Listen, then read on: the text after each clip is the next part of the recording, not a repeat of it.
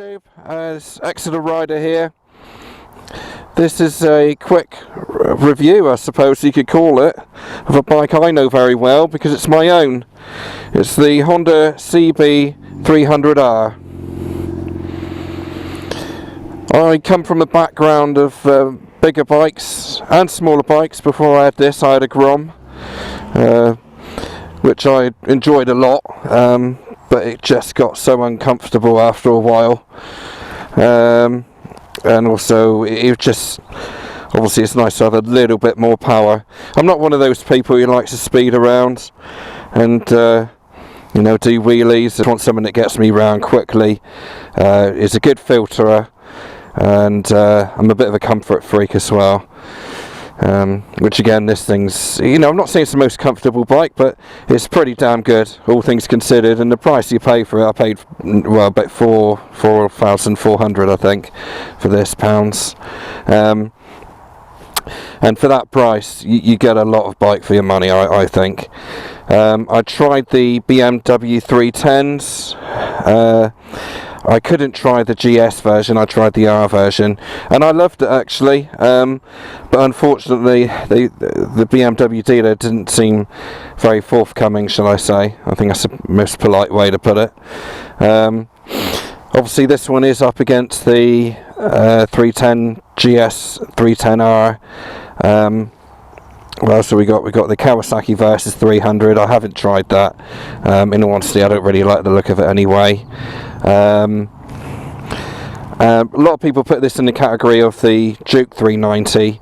I don't. The Duke's got a lot more power in it. It's basically a 400, so that'd be unreasonable to put it in that category. But if you did, then this is just, they're two different machines, horses for courses. The Duke is more for, it's a bit more of a hooligan machine, whereas this is just a great everyday bike. Very good looking, in my opinion. It's a really stylish bike. They've done a real cracking job of it, as Honda always do. They just got a habit of bringing bikes out, that tend to wipe the floor with everything else, in my opinion. We got the LEDs all round, which again the 310s haven't. The BMWs haven't, sorry. These are permanently on and flash when you indicate. They basically flash, which is good for nighttime riding. You get seen more. The brilliant LED lights, which I'll have to show you in a second. Like I say, I've gone. I think it's a sort of bike that if you have a bigger bike and you went down to this bike, then you'd be happy with it. Whereas the other ranges of the 300s, I don't really think you get that, because they're just different basically. This is just so planted and stable. You point it around the corner, it goes round it. Before you know it, you're out the other side. The tyres are great. I've never had any problem, dry or wet. They don't seem to skid around at all. Modifications I've done to it, I put a back box on it. I've got these shorty levers as well, which for me, I just find it easier. I would describe it as a heavy clutch, this one, but obviously the clutches these days, they're getting a lot lighter now. This 300R is relatively new over here in the Honda 300 range, because internationally they had the 300F, but we never had that in the UK. So this is quite a treat for us. I haven't had any problems with it. I've done about 1,800 miles on it now, probably more like 2,000 actually, and hasn't missed a beat. It's still like new. Brakes are brilliant. The back one is just right, just as you want it, and the large disc on the front gives you loads of stopping power. Obviously it's got the IMU, so basically if you put the front brake on too much and you start to lift the back end up, it will cut it out and it will plant the back end down again. That's basically what it means. Obviously anti-lock brakes, again, they work really well and not too intrusive. I've also got the heated grips as well. It's just for the sake of 50 quid. That's nothing, is it, to add those. And also these mirrors for filtering, which just lift up quite nicely there. While we're on that, the filtering capacity is absolutely brilliant. It's quite a thin bike, deceptively thin, should I say. It's you know, sort of the wheelbase is very short, so you can sort of flick in and out if you need to. The power is just fantastic. The gears are, I've never had any false neutrals or anything. They tend to go straight in. The only downside with that is that they are very short gears. They do tend to, you know, you sort of get to third and you just skip third right up to sixth. That's the one thing that does frustrate me about this bike. It does tend to be a little bit short geared. It's a 286cc engine which pushes out 31 brake horsepower, so for around town and the odd stretch on the motorway, it's pretty good. That's exactly where you want it, and that's why I've got this machine.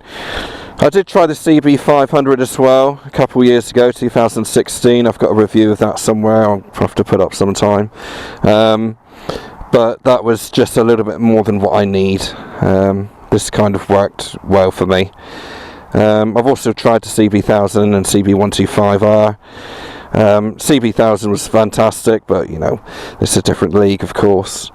And the 125 obviously is a fantastic beginner's bike, learner legal, but it's not enough for where I am. The suspension is good. Just right, just what you need, really.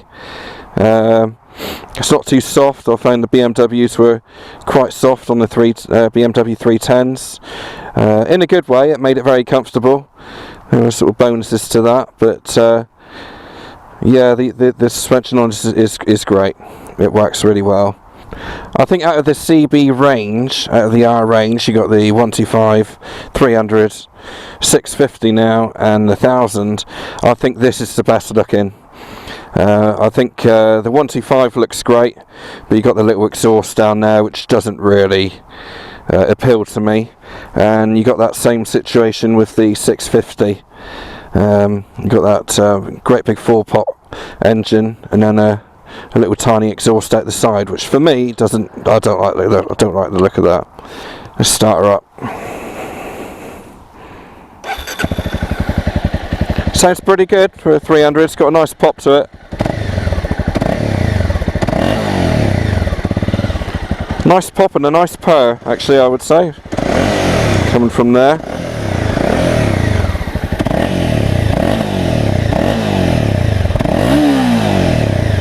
Get a nice pop back at you sometimes as well, which works quite nice. If you've just passed your test and you're thinking, well, is the 300 enough? My answer to you is, yes it is, but the nature of when you do pass your big bike test is that you do tend to want to go for something a bit more beefy, and that's understandable. I was the same. In fact, I got a 650 when I passed my test, and in all honesty, it kind of lost a lot of the fun. This thing you can really open out and you're not doing silly speeds, whereas the bigger bikes you do tend to get that. Right, let's get on there and give her a bit more of a ride.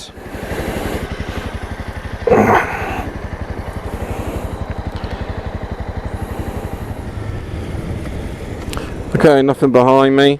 Right, speed limit here. Okay, going to do a 0 to 60 now, see what she can do. I think Honda claim about 4.3 seconds. I'm not going to time it, I'm just going to go up and go for it. Oh, front end left then. 60, there you go. Plenty there, look.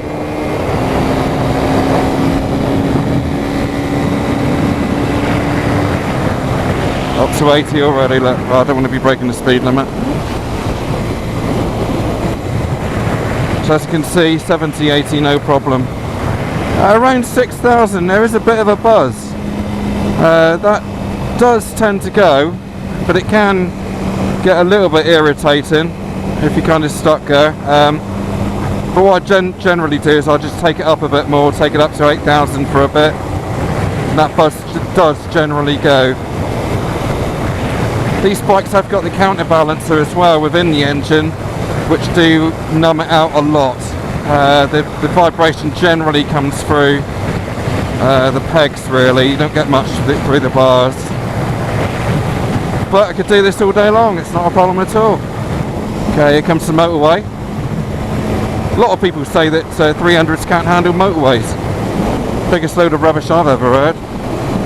Absolutely fine.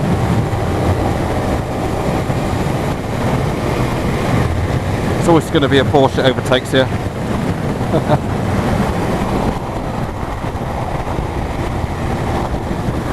Yeah, it's lovely, it's alright.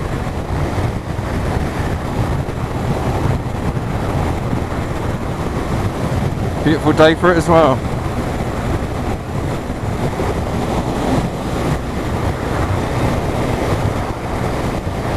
Okay, so I'm comfortable here. Doing an indicated 73. If I open her up, 77, 80, 82, 83, 84, 85.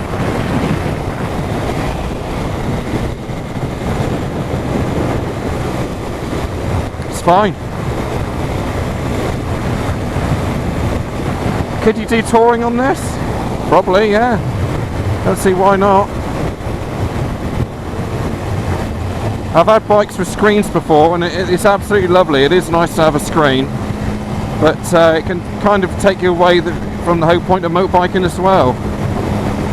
It's nice to be in the open air. Gives it a bit of character as well. Again, 60, I want to go a bit faster than him. 65, open her up. That's full whack there. No problem. I'll say the sweet spot for this one really is about well, about here, about 75, which is exactly what you want.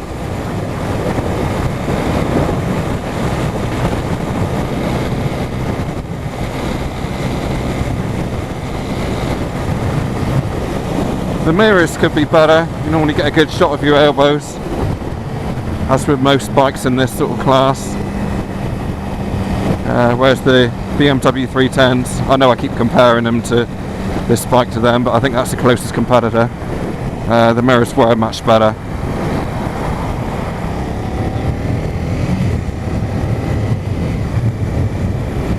Yeah, for me, this size around town is absolutely perfect. So nimble. It's got the power there to get away from the lights. It's absolutely spot on.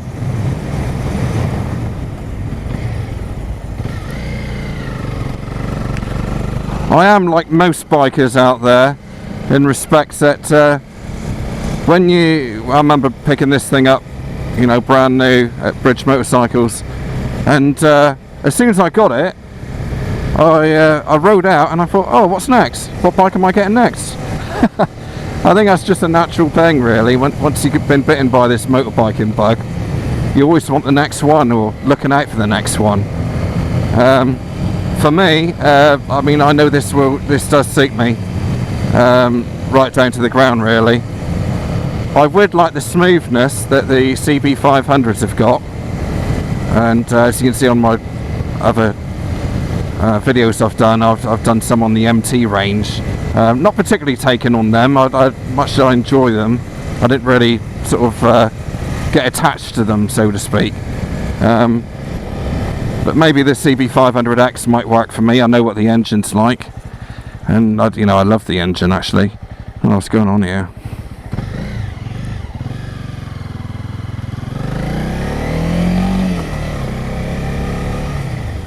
What a mess.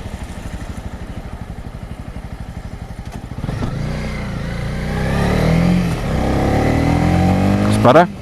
I'll see how nimble that is.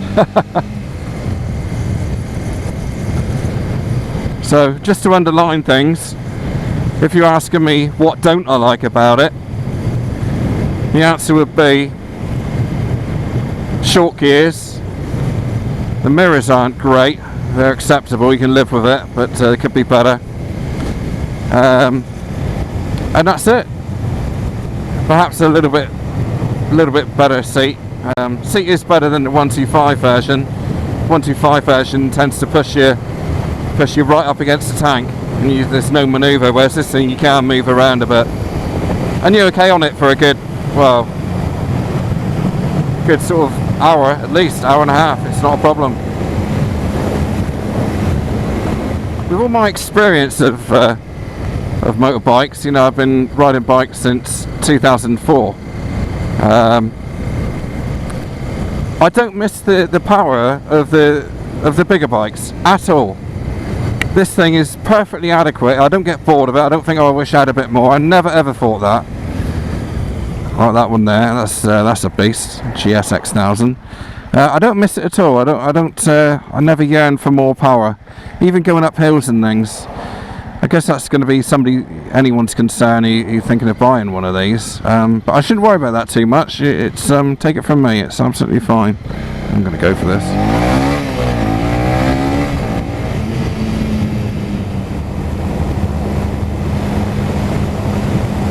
So what's it like with a pillion, I hear you say? Pillion riding is great. You don't notice it hardly at all. It goes exactly the same as it does when without a pillion. Probably because of the short gearing. I can kind of see that might be the reason they done that. But yeah, my missus and the kids go on the back and they say it's absolutely fine. They can go on for hours on the back there, and I certainly don't feel any shortage of power. And it's still 100% stable.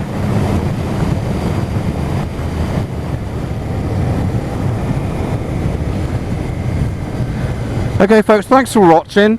I hope it's been some use to you if you are thinking of getting one of these Honda CB300Rs.